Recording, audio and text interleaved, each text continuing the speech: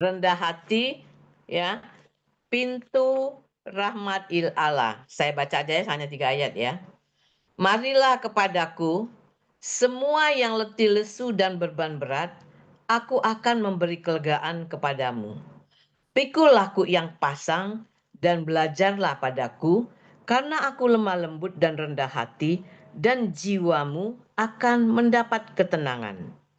Sebab kuk yang kupasang itu enak dan bebanku pun ringan. Demikianlah sabda Tuhan. Terpujilah Kristus ya.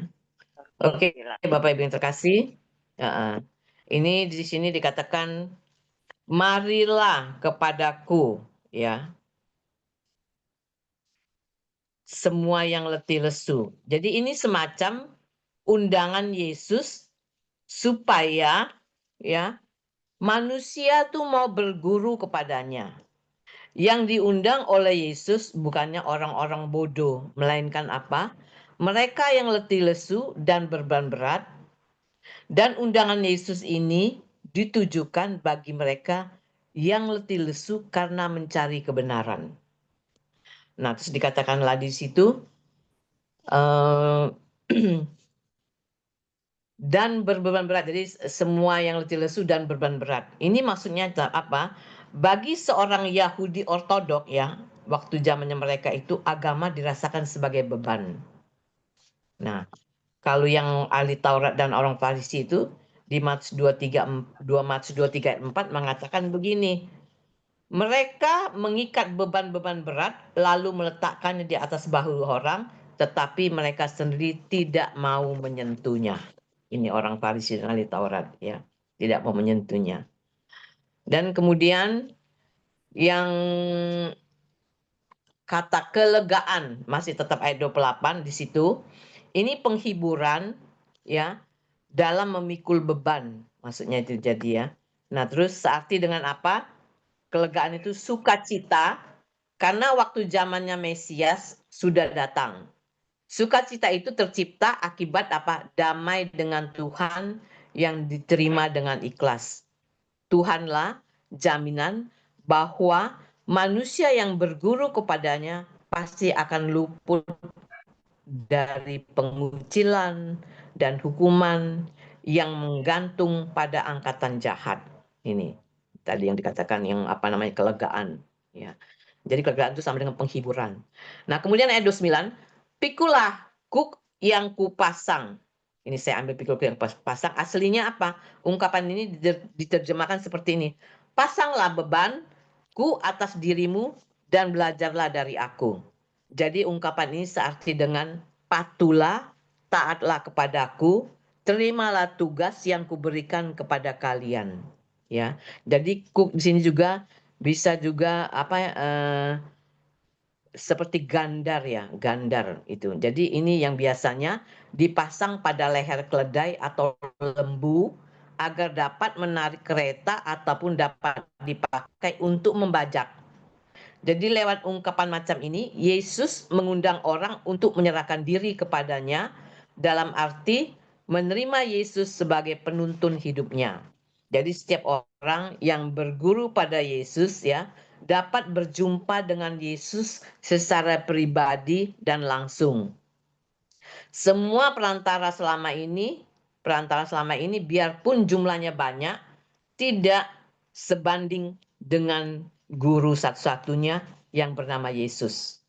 Yesus pengganti Allah sebab Bapa telah mempercayakan segala sesuatu kepada putranya. Ya. Nah ini dikatakan lagi di sini, belajarlah. Ya masih tetap ayat 9 dan kata belajarlah ini maksudnya apa? Mengacu kepada jenis ketaatan yang diminta oleh Yesus. Jadi dalam konteks ini maksudnya kata belajar dapat diartikan juga begini. Belajarlah apa artinya menjadi muridku. Kemudian belajarlah menerima aku sebagai Tuhan, lalu kalian akan mengerti. Nah, di situ dengan tetap ayat 29 ada kata lemah lembut dan rendah hati. Maksudnya apa kata rendah hati? Dalam Injil muncul di sini di sini aja. Tapi ada yang serupa juga muncul dalam ayat 18, Matius 18 ayat 4 itu di sini dikatakan merendahkan. Cuman bukan rendah hati tapi merendahkan ya, Matius 18 ayat 4. Sedangkan barang siapa merendahkan diri dan menjadi seperti anak kecil ini, dialah yang terbesar dalam kerajaan surga. Terus ada satu lagi Matius 23 ayat 12 itu juga ada kata merendahkan ya. Nah, dan barang siapa meninggikan diri ia akan direndahkan, dan barang siapa merendahkan diri ia akan ditinggikan. Jadi ini merendahkan ya, dan ini. Nah, kemudian di sini dikatakan lagi ya, jiwamu akan mendapat ketenangan di ayat 29. Maksudnya apa?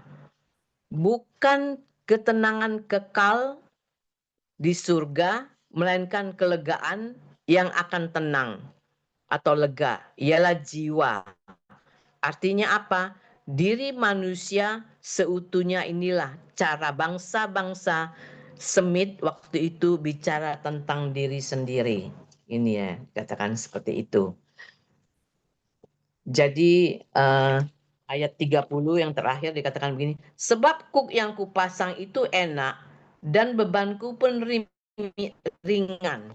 Itu mengatakan begitu. Maksudnya apa? Kuk, maksudnya kuk itu gandar ya. Ini yang kupasang itu menyenangkan dan bebanku pun ringan. Kata beban dipakai juga dalam Matius 23 ayat 4. Di situ dikatakan mereka mengikat beban-beban berat lalu meletakkannya di atas bahu orang, tetapi mereka sendiri tidak mau menyentuhnya. Ya. Ini kerjaan orang Palestina. Mereka mengikat beban tapi mereka tidak mau menyentuh, menyuruh orang lain yang menyentuhnya. Jadi, nah terus dikatakan lagi itu gambar gandar atau kuk yang dipasang Yesus pada para muridnya mudah dipikul dan tidak pernah merugikan pemikulnya. Maksudnya apa?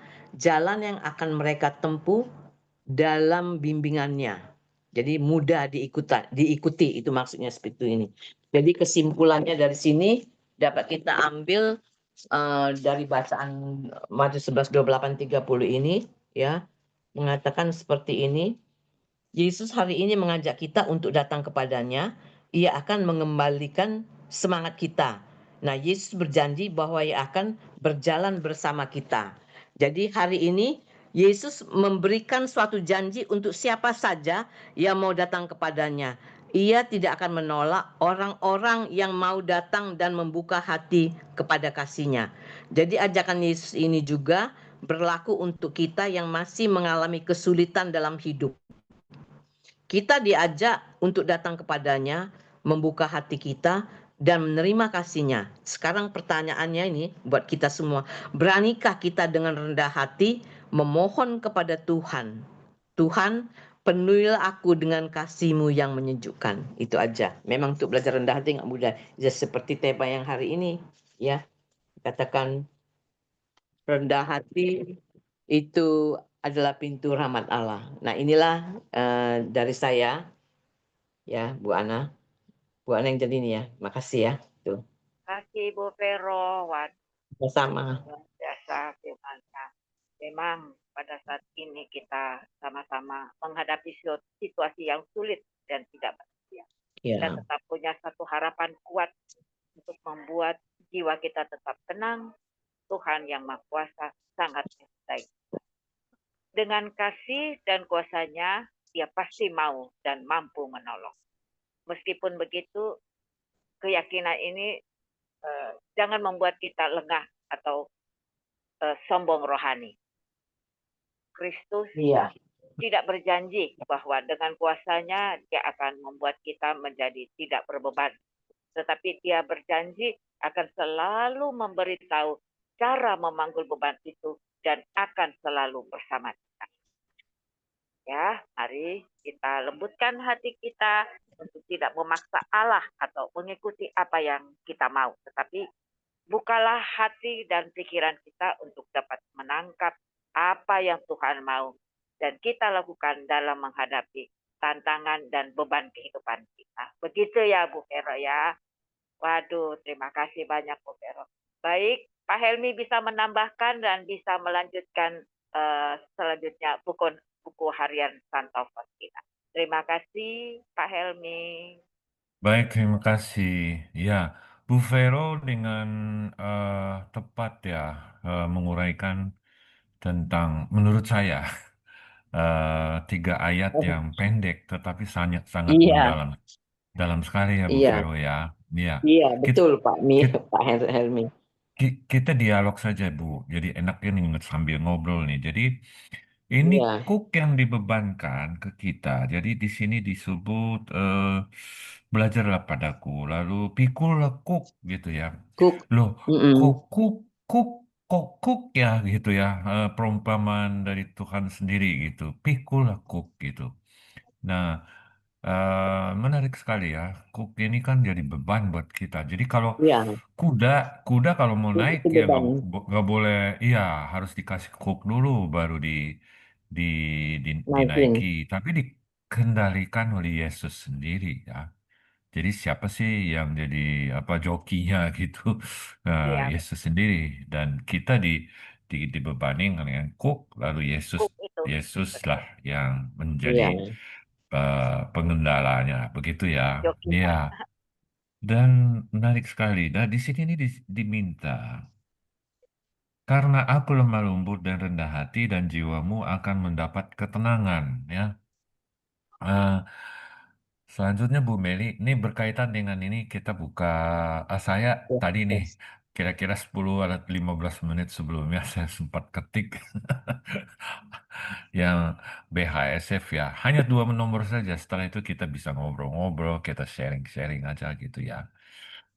Em, Silakan Baik, Bu baik. Meli. Ya, sekali lagi 28. Marilah kepadaku semua yang letih lesu, berbeban berat, aku akan memberi kelegaan kepadamu.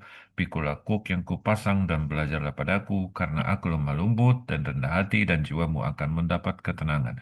Sebab kuk yang kupasang itu enak dan bebanku pun ringan. Ringan. Iya, jadi ringan. Ya, ternyata bukan beban, tetapi menjadi satu keringanan karena Tidak pengendaraannya menjadi di Yesus beban, sendiri. tapi tidak, dia berjanji akan memberitahu cara memanggul beban itu. Ya, Hmm, betul sekali, Bu Ana. Nah, kita lihat definisi dulu ya. ya, Ya, nah ini saya definisi saya ambil dari apa AI ya, Artificial Intelligence. Kalau kita ketik di WA itu kan tinggal kita lihat apa pertanyaan apapun dijawab sama dia gitu. Jawabannya seperti apa mengenai kerendahan hati? Bahasa Inggrisnya humility. Kerendahan hati adalah sifat yang menunjukkan kesadaran akan keterbatasan diri. Jadi manusia tentu ada batasnya ya. Artinya berbeda dengan pencipta kita bahwa Tuhan berkuasa, tapi kita bisa rely, kita bisa kita bisa tergantung ataupun kita bisa memohon ya eh, kekurangan pada ada di diri kita. Nah, kita punya keterbatasan, tetapi kita bisa diisi dengan kuasa Dia. Dan kesediaan untuk belajar dari orang, ini kurang G ya, orang lain. Nah, jadi dalam keadaan kita dalam keadaan kerendahan hati, ibarat bejana itu masih kosong, harus harus dalam keadaan kosong, kosong sehingga kuasa Allah itu masuk. Kemudian juga kita bisa belajar dari orang lain dalam keadaan, dalam lingkungan apapun ya. Kita kan berada di dalam dunia fana ini. Kita berziarah di sini, entah kapan dipanggil tidak tahu. Tuhan mengatakan kerajaan sudah dekat. Ini sesuai dengan kita pelajari yang lalu. Kerajaan kerajaan surga sudah dekat. Kerajaan Allah itu sudah dekat. Dalam arti bahwa mungkin besok kita udah dipanggil sama dia. Kita udah siap apa belum gitu. Nah, kita dalam dalam eh, hidup ini harus dalam keadaan kosong bejananya sehingga kuasa Allah bisa membantu kita, kemudian juga kita dalam keadaan kosong seperti Bruce Lee pernah cerita ya, eh, be a glass gitu. Jadi gelas Kalau kamu isi, kamu dipenuhi. Tetapi kalau kau penuh, nah tadi Bu Ana bilang, kalau kita sombong, tapi nggak mau menerima sesuatu ya yang menjadi manfaat buat kita, artinya gelas tidak dalam keadaan kosong, maka kita keadaannya merugikan diri. Kerendahan hati juga dapat diartikan sebagai kesederhanaan. Jadi kita harus dalam hidup sederhana. Eh, Beberapa minggu yang lalu juga kita sempat bahas tentang miskin, ya. Berbahagialah orang yang miskin karena mempunyai kerajaan surga. Nah, orang-orang yang sederhana seperti mereka, orang miskin, orang yang papah, itu kita siap untuk menerima eh, menerima berbagai hal pada diri kita. Dalam kondisi yang ada beban kuk di atas pundak kita pun, kalau kita sederhana, kita tidak sombong, dan kita mau membuka diri kita secara 100%, maka Tuhan eh, berkarya dalam diri kita dan kita diajak untuk menjadi eh, diajak ya. Kita berusaha mengontrol diri dan kita belajar dari banyak hal untuk menjadi kudus. Karena eh, syarat untuk kerajaan surga, menurut saya itu memang ya susah-susah gampang, harus dalam keadaan kudus gitu. Keadaan kudus. Kalau tidak kemana? Api penyucian. Ya, aku pilih api penyucian aja, biar nanti di sana di di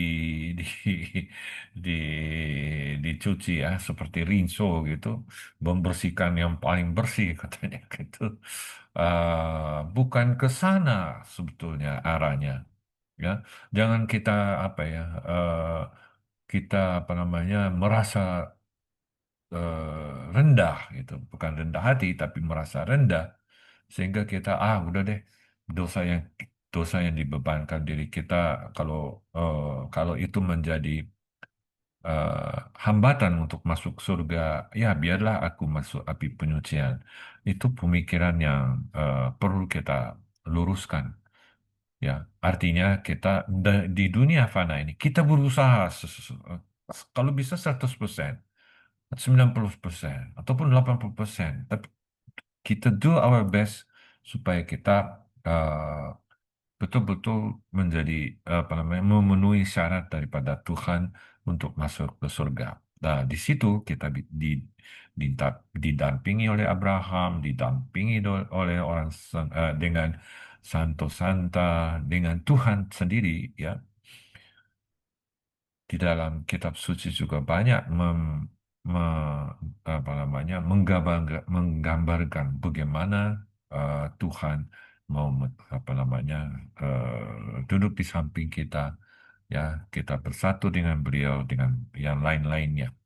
Jadi dalam dunia fana yang em, kita berziarah ini bersama, kita terus belajar ya untuk memenuhi syarat-syarat untuk masuk surga. Nah, untuk masuk sana ada beberapa poin di dalam ayatnya. Di sini aku lemah lembut. Kita harus lemah lembut, ya, tidak sombong. Kita harus rendah hati. Next, ini definisi yang saya dapat, ya. Lalu saya cari ayat yang berkaitan dengan kerendahan hati. Ternyata kalau kita buka di konkordansinya, ini bukunya konkordansi ya, bukan Alkitab saja tapi konkordansi untuk buku Helen Faustina juga ada gitu. Kalau kita lihat humility yang tadi, kerendahan hati, itu banyak sekali nomor-nomor yang menyinggung masalah masalah kerendahan hati. Kalau kita bahas satu persatu, mungkin bisa setahun ini.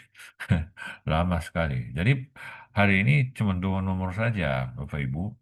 Sebetulnya saya perlu sampaikan bahwa Bu Varia udah siapkan juga buat saya, ya. Tapi karena saya sudah siapin lebih dahulu, saya pakai ini, tetapi tema tentang kerendahan hati ini adalah eh, tema harian sebetulnya, tema yang harus kita jalankan, kerendahan hati itu. Jadi em, apa yang Bu Faria buat, nomor-nomor BHSF di luar ini ya, banyak sekali dari beliau, ada mungkin 6 atau 7 ya, saya sempat lihat tadi. Itu kapan waktu bisa dibahas ya. Nah, hari ini ada 2 nomor BHSF 144. Silakan dibaca, ini berapa halaman ya? 2, Bu Melia.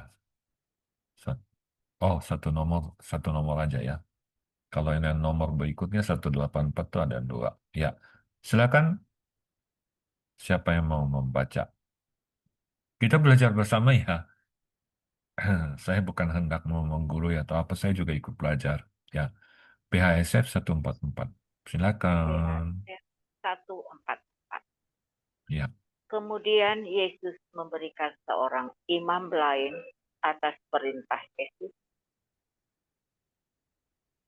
Aku menyingkapkan jiwaku di hadapannya. Mula-mula aku melakukannya dengan sedikit bimbang. Tetapi suatu teguran keras dari Yesus membangkitkan kerendahan hati yang mendalam dalam jiwa. Di bawah bimbingannya, jiwaku mengalami kemajuan yang pesat dalam cinta akan Allah dan banyak keinginan Tuhan terlaksana secara lahiriah. Seringkali aku kagum akan keberaniannya dan akan kerendahan hatinya yang mendalam. ya. Terima kasih Bu Ira. Ah, kemudian Yesus memberikan seorang imam lain atas perintah Yesus. Tentu Santa Faustina berada di biara dan di sana ada orang-orang Jesuit ya dari Syarikat Yesus yang mendampingi. Lalu eh, mungkin ini pada saat sakramen pertobatan begitu ya. Jadi sakramen tobat, beliau Santa Faustina menyingkapkan isi hatinya kepada eh, seorang imam. Nah, seorang imam ini karena panggilannya, ya Yesus eh, mengirim dia kepada eh, Santa Faustina. Ini di sini ditulis atas perintah Yesus. Bapak Ibu sekalian, di dalam ini dari ayat ini kita bisa ambil kesimpulan bahwa di dalam kehidupan kita yang sepertinya segalanya itu kebetulan, tapi sebetulnya bukan kebetulan, tapi Yesus itu punya cara tersendiri untuk berkarya dalam diri kita melalui orang, ya, imam, bisa juga anak kecil. Seperti saya saat ini dengan cucu-cucu saya, mereka orang sederhana, pikirannya eh, ngomongnya apa terus terang, ceplos-ceplos saja begitu ya. Tapi dari mereka kita bisa belajar banyak hal yang kita bisa belajar. Nah, ini kebetulan Kak. Kalau kita yang orang beriman bahwa pencipta adalah Allah dan Allah punya karya, Allah punya kuasa, dengan segala macam cara dia bisa memberikan eh, pelajaran buat kita. Apabila kita mau membuka hati kita dengan rendah hati untuk eh, menganggap itu pelajaran. Tapi bagi orang yang logis sekuler, apa yang terjadi? Ya itu kebetulan. Itu karena hukum sebab akibat misalnya gitu ya. Bisa juga karena ya karena ada sebab dan akibat begitu. Ada juga bilang itu karena hukum karma dan sebagainya. Tetapi eh, kalau kita tidak percaya karya apa namanya karma, kalau kita berbuat jahat, tetapi kalau kita bertobat, kita mau merendahkan hati, memohon pengampunan, maka kita dibersihkan. Nah, semua itu Jadi kita tidak ada yang kebetulan, semua diatur. Pertemuan kita diatur. Pertemuan saya dengan teman saya tadi pagi sudah diatur. Dengan guru-guru sekolah semua diatur. Jadi sikap kita harus dalam doa selalu. Oh, terima kasih Tuhan, memuji memuliakan Dia dan sebagainya. Maaf ini baru dua dua apa namanya beberapa kalimat saja. Lalu mula-mula aku melakukan dengan sedikit bimbang. Nah, ada kebimbangan dalam diri apa namanya Santa Faustina waktu berhadapan dengan imam itu. Tetapi suatu teguran keras dari Yesus membangkitkan kerendahan hati yang mendalam dalam jiwaku. Ya, betul, Santa Faustina itu pilihan Tuhan dan ia menerima ia menerima teguran karena teguran itu merupakan teguran buat kita juga. Kenapa bisa mengatakan demikian? Karena Santa Faustina menerima itu semua, lalu dia menulis untuk siapa? Untuk kita, gitu. Kita generasi berikut dari dia dapat kesempatan untuk membaca. Di sini ditulis suatu teguran keras dari Yesus membangkitkan kerendahan hati yang mendalam dalam jiwaku. Nah, karena sedikit bimbang, dia mendapat teguran. Lalu apa namanya membangkitkan keredaan hati. Tadi sudah dijelaskan mengenai definisi lah. Intinya eh, kerendahan hati itu muncul. Muncul karena Yesus juga yang membangkitkan, ya. Karena dilihat sedikit bimbang. Di bawah bimbingannya, jiwaku mengalami kemajuan yang pesat dalam cinta akan Allah dan banyak keinginan Tuhan terlaksana secara lahiriah. Nah, di sini kita lihat bahwa dia mengalami kemajuan karena cinta dari Allah, karena kuasa Allah, lalu banyak keinginan Tuhan terlaksana secara lahiriah.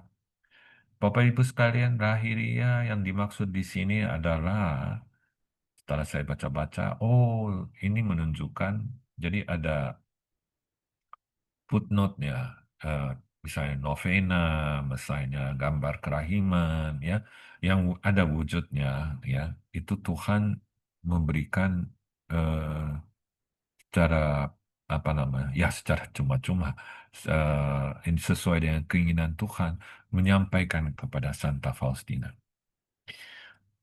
Ya, itu luar biasa. Jadi cinta kenala itu datang pada dirinya, kemudian kita mau membuka hati kita karena kerendahan hati, maka itu mengalir dalam diri kita.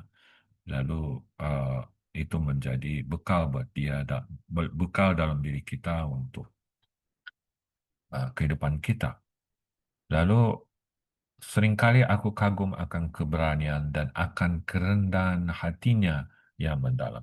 Kerendahan hatinya mungkin nyanya harus besar ya, yang mendalam. Jadi Tuhan tuh luar biasa rendah hati, ya.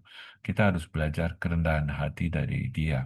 Sesuai dengan tadi Bu Vero membahas tentang Yesus sendiri, dia mengatakan, aku lemah, lembut dan rendah hati, dan jiwamu akan mendapat ketenangan. Ya, lalu disuruhnya belajar dari dia. Semua yang letih lesu dan berbadan berat, aku akan memberi kelegaan kepadamu. Ya, jadi kita harus eh, belajar kerendahan hati dari Tuhan. Ya, apapun yang hal-hal yang positif, sifat-sifat positif dari Tuhan, itu kita eh, harus memohon, meminta agar menjadi bekal buat kita dalam kehidupan kita. Itu BHSF 144. Berikutnya, yang terakhir. Oh, ada lanjutannya tadi. Oh, enggak ya. Oh, lanjutan dari 184. Oke. BHSF 184. Silakan Bu Lucia. Mau bacakah Bu Lucia? Jam Kudus. Jam Kudus. Selama ibadat jam kudus ini, aku berusaha merenungkan sengsara Tuhan. Hatiku dipenuhi dengan sukacita dan tiba-tiba aku melihat kanak-kanak Yesus. Tetapi keagungannya meresapi diriku sedemikian rupa, sehingga aku berkata, Yesus, Engkau sedemikian kecil, tetapi aku tahu bahwa Engkau adalah pencipta dan Tuhanku. Dan Yesus menjawabku, benar, dan aku menyertai Engkau sebagai seorang anak untuk mengajarkan kepadamu kerendahan hati dan kesederhanaan. Ya, halaman berikut. Aku menghimpun segala penderitaan dan kesulitanku menjadi suatu buket bagi Yesus untuk hari pertunangan abadi kami. Tidak ada suatu pun yang sulit bagiku apabila aku ingat bahwa semua itu untuk mempelaiku sebagai bukti dari cintaku kepadanya. Ya, terima kasih. Ada salah ketik tadi. Semua harusnya semua ya. Ya. Iya, Pak ya. Ya, terima kasih Bu Lucia. Jam kudus, jam kudus. Selama ibadah jam kudus di sini, ini menurut saya ini jam kerahiman ya.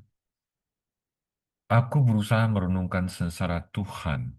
Nah, kita merenungkan sengsara Tuhan pada jam 3 sore. Merenungkan sengsara Tuhan.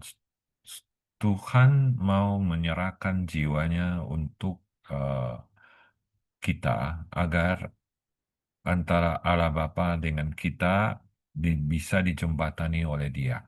Caranya apa? Dia mengorbankan diri seperti anaknya Abraham, Ishak yang tidak jadi untuk disembelih, tapi Yesus, Tuhan sendiri, Putra Allah sendiri yang harus memikul. Dan itulah sengsara Tuhan. Ah, Bapak Ibu sekalian, sengsara Tuhan. Loh, Tuhan harus mengalami sengsara. Ini gimana cara berpikirnya nih? Waktu pertama-tama aku mulai belajar ya tentang siapa Yesus ya. Kira-kira 20 tahun yang lalu lah saya sakit ya.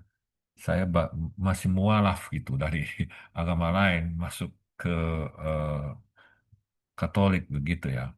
Tapi masih belum bisa menerima karena di sana monoteis, kalau di sini monoteis tetapi Tritunggal gitu ya. Ada anggapan orang Tuhannya ada tiga gitu kan, padahal tidak gitu. Tapi untuk memahami itu kan tidak mudah gitu, butuh waktu buat saya waktu itu gitu.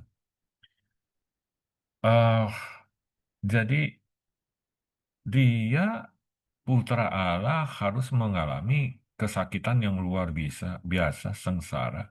Tetapi untuk menjembatani antara kita dengan Allah Bapa gitu.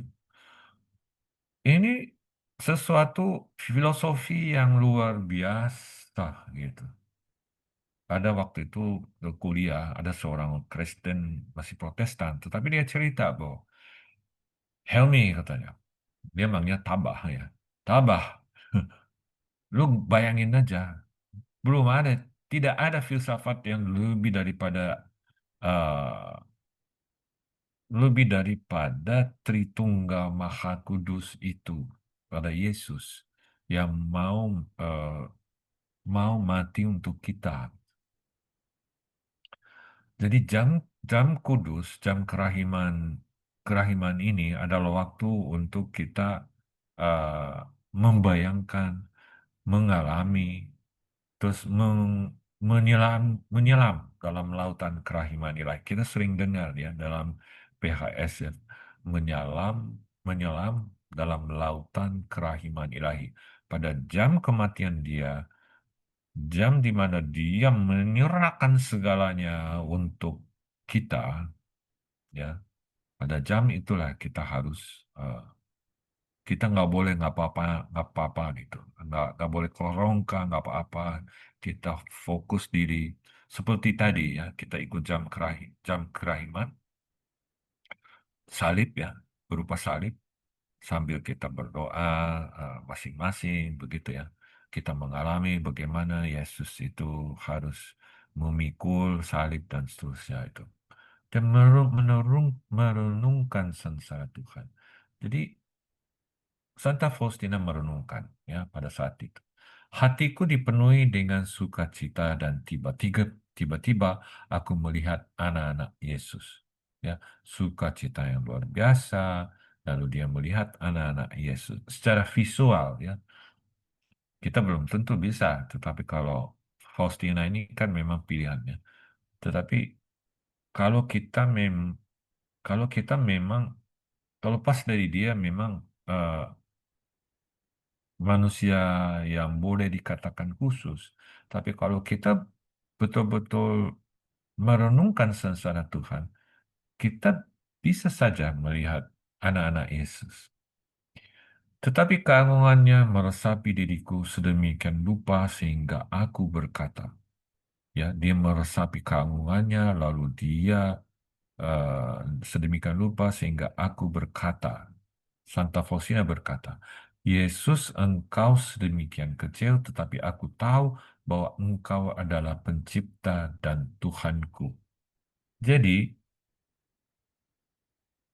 seperti tadi kita bicara bahwa segala sesuatu tidak ada kebetulan, pencipta yang ngatur semua. Dan di sini ada statement dari Santa Faustina sendiri bahwa Yesus adalah pencipta dan Tuhan kita. Yesus, engkau sedemikian kecil, tetapi aku tahu bahwa engkau adalah pencipta Tuhanku. Dia menjelma dalam keadaan kecil itu anak-anak, tentu dalam keadaan anak-anak itu, ya, kita baca pada kalimat berikut. Dan Yesus menjawabku, benar aku menyertai engkau sebagai seorang anak untuk mengajarkan kepadamu kerendahan hati dan kesederhanaan. Jadi melalui anak-anak Yesus, dia menunjukkan kerendahan hati dan kesederhanaannya. Sebagaimana di dalam definisi tadi juga, ya, menunjukkan bahwa kita harus dalam kerendahan hati, tidak sombong, dan sederhana dalam keadaan yang papah. Eh, eh, saya ikut seminar, saya udah pernah cerita, saya ikut seminar Pak Stefan Lex. Dia cerita bahwa orang yang dalam keadaan yang papah, ya, Tuhan itu sangat menyukai katanya. Dalam arti bukan miskin atau tidak ada harta, ya tidak se-ekstrem itu. Tetapi kalau kita mau mengosongkan gelas kita, mengosongkan bejana kita, maka Tuhan itu senang kan. Kalau kita egonya udah dikesampingkan, kita menyangkal diri, ya, kemudian apa namanya, memikul salib dan mengikuti dia. Nah, dia suka sekali. Maka dalam keadaan kerendahan hati dan kesederhanaan, Tuhan gampang berkarya dalam diri kita. Next, dikit lagi, selesai. Eh, nomor 4 deh. Ya, Ya, ini udah dibaca tadi ya. Aku menghimpun segala penderitaan dan kesulitanku menjadi suatu uh, bunga ya, buket bagi Yesus untuk hari pertunangan abadi kami. Jadi kalau di sini menceritakan tentang Santa Faustina yang punya rencana, ya, mungkin uh, kekal begitu ya, ya. dia katakan hari pertunangan ya abadi kepada Yesus. Dia menyerahkan segalanya ya, seolah-olah dia married dengan Yesus ya. Dan aku menghimpun segala penderitaan dan kesulitanku seperti Yesus sendiri ya. Dia siap untuk menderita uh, uh, dan kesulitan ya, memikul kesulitan ya, agar dia uh, menjadi dekat dengan Yesus ya. Dan memang Bapak Ibu sekalian, dalam segala penderitaan yang kita alami ya, dan kesulitan kita, dalam keadaan itulah kita mau berdoa, memuji, memuliakan, dalam keadaan keadaan yang tidak ada, mungkin secara finansial bermasalah, ada ribut dengan saudara atau keluarga dan sebagainya. Tetapi kita harus rendah hati dan sederhana, lalu kita memuji, memuliakan kepada Tuhan. Kita semua demikian ya, Bapak Ibu ya. Saya yakin khusus orang-orang devosan yang ada di eh, apa itu di Zoom ini pasti alami ya banyak masalah dan sebagainya, tapi kita berserah diri sama dia. Itu luar biasa. Bukan saja devosan kerahiman ilahi saja, tetapi orang Katolik yang lainnya pasti demikian ya. Moga-moga. Lalu di sini ditulis terakhir, tidak ada suatu pun yang sulit bagiku apabila aku ingat bahwa semua itu untuk mempelaiku sebagai bukti dari cintaku kepadanya. Jadi tidak ada suatu pun yang sulit bagiku apabila aku ingat bahwa semua itu untuk mempelaiku. Jadi kasihlah uh, sesama, kemudian kasihlah Tuhan gitu ya, dengan sepenuh hati, sepenuh akal dan sebagainya. Kita baca dalam hukum Taurat, inti hukum Taurat itu apa? Dua hal. Satu, kita mengasihi Tuhan dan mengasihi sesama. Nah, di sini kita melihat bahwa dengan kita mengasihi Allah dan sesama, ya, kita menunjukkan bukti cinta kepadanya, maka segala sesuatu tidak ada yang sulit. Ya, seperti itu yang dikatakan di sini. Jadi, inti daripada Yesus, engkau andalanku, Yesus, engkau andalanku. Sekali lagi, Yesus, engkau andalanku, adalah pada saat kita rendah hati, betul-betul kerendahan hati yang kemudian kita dalam kondisi yang kondisi yang sederhana, kondisi yang mau menjadi sebuah gelas yang kosong, yang siap menerima segala sesuatu dari Dia. Ya, apapun. Mungkin kita diberi penderitaan, mungkin kita dikasih kesakitan, tetapi kita harus rendah hati, lemah lembut, sederhana, ya. Tapi Tuhan yang akan memenuhi kita. Di dalam masa perziarahan kita di hidup ini, entah saya besok bisa muncul di Zoom atau tidak, ya. eh, s- mana mungkin saja saya dipanggil oleh beliau, ya itu terserah dia lah. Tetapi kita harus seperti Santa Faustina yang mengajarkan kepada kita, kemudian 3 ayat yang tadi dibahas oleh Bu Vero dengan bagus sekali ya, bahwa beban jangan menjadi beban, tetapi kita harus siap untuk menjadi bejana kosong agar kita dibentuk oleh Dia menjadi lebih eh, kudus. Kita berusaha untuk kudus ya. Kalau kita mengatakan, wah, menjadi orang kudus, yang benar aja, mana bisa gitu. Tapi kalau kita baca buku Harian Faustina ataupun bagaimana para rasul-rasul yang sempat ragu akan Tuhan pada saat Tuhan harus menderita di atas kayu salib, tidak ada satupun rasul-rasul, ada beberapa saja, tapi rasul-rasul itu pergi jauh melihat dia menerima sengsara dari jauh dalam hati, loh, Mesias kita kok jadi begini? Mereka mereka mengharapkan Mesias seperti Raja Daud yang bisa mengatur memerintah dan sebagainya, mengusir orang, mungkin prajurit-prajurit kerajaan Romawi dari Yerusalem dan sebagainya gitu. Tapi misi Tuhan adalah sengsara itu. Jadi sengsara adalah titik pusat daripada ajaran dia kepada kita untuk menguduskan diri. Memang ini tidak gampang ya untuk kita memahami ya. Karena saya juga butuh waktu gitu. Loh kok sampai Tuhan harus dia seperti menjadi gantinya Iskak gitu ya.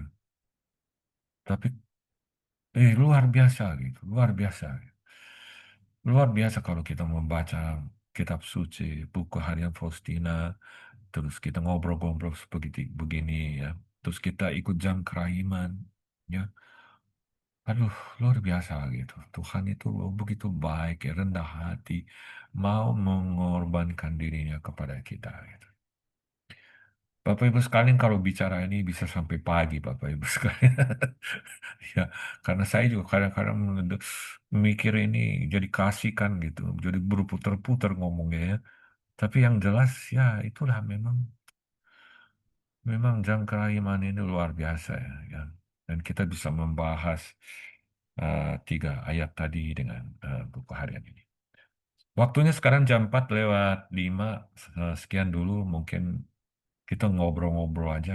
Sharing juga boleh ya, berkaitan dengan mungkin eh, Bapak Ibu pernah mengalami apa gitu ya. Tapi ada kaitan dengan apa yang kita bahas bersama gitu. Atau mungkin ada eh, hal yang ingin di-sharing gitu. Supaya kita kita belajar juga dari situ gitu. Ya, mungkin saya kembalikan ke Bu Ana, silakan. Baik, Pak Helmi, terima kasih banyak. Pak Helmi mengundang kembali kita, para teman-teman PD Faustina yang berada dalam Zoom ini. Mari kita sharing bersama isi buku harian Santa Faustina tadi yang baru saja kita sama-sama dengarkan. Mungkin bisa dibantu Ibu Faria. Bu Faria bisa bantu untuk kita sharing. Ya, oke. Terima Selamat kasih. sore. Selamat Sore, sore Bu. teman-teman. Apakah bisa didengar suara saya? Sore, dengar Bu, sangat dengar. Oke, ya, baik. Terima kasih Bro Helmi yang sudah memberikan pencerahan dan juga untuk Bu Vero. Baik, tentang kerendahan hati ya, buat saya ini memang luar biasa ya. Makanya saya tadi memberikan tema kerendahan hati sebagai pintu rahmat Allah. Nah, kita semua sudah tahu bahwa Yesus itu juga mengatakan, "Marilah datang kepadaku karena aku rendah hati dan lemah lembut." Rupanya sifat kerendahan hati ini menjadi poin yang utama sampai Yesus sendiri mengajak untuk langsung datang kepadanya, langsung datang kepada Yesus, jangan pakai perantara, tapi belajarlah daripadaku. Nah, kita diundang untuk belajar langsung dari Yesus ya. Itu satu hal yang buat saya tergelitik dan saya selalu meyakini bahwa kerendahan hati dan kelemah lembutan, dua hal itu tidak bisa dicapai oleh manusia 100%. Artinya kita tidak mampu untuk bisa menjadi rendah hati dan lemah lembut seperti yang Yesus inginkan. Maka Yesus tahu persis bahwa karena kelemahan manusia, keterbatasan manusia, maka Yesus mengatakan, "Marilah datang kepadaku." Dan sampai saat ini tidak ada universitas yang mengajarkan tentang kerendahan hati dan kelemah lembutan. Begitu kan? Ya, itu kita semua tahu. Jadi intinya bahwa memang betul nih, rendah hati dan lemah lembut itu tidak bisa belajar dari manusia. Tidak ada satupun manusia di dunia ini yang mempunyai kerendahan hati dan kelemah lembutan yang sempurna. Itu maksud saya. Jadi betul sekali bahwa mari kita sadari kita ini masih berjuang terus sampai nanti kita wafat. Bahwa untuk mencapai kerendahan hati dan kelemah lembutan itu perlu perjuangan, ya, jatuh bangunnya, ya. Nah, jadi poin yang pertama kita harus taat dan setia. Kuncinya taat dan setia untuk berlatih, untuk melatih diri selalu rendah hati dan lemah lembut dan belajar langsung dari Yesus. Caranya bagaimana? Kan itu ya. Caranya gimana? Orang yang selalu dekat dengan gurunya, selalu melihat secara dekat, lalu bersatu dengan gurunya, itu biasanya pasti menjadi murid kesayangannya, ya kan?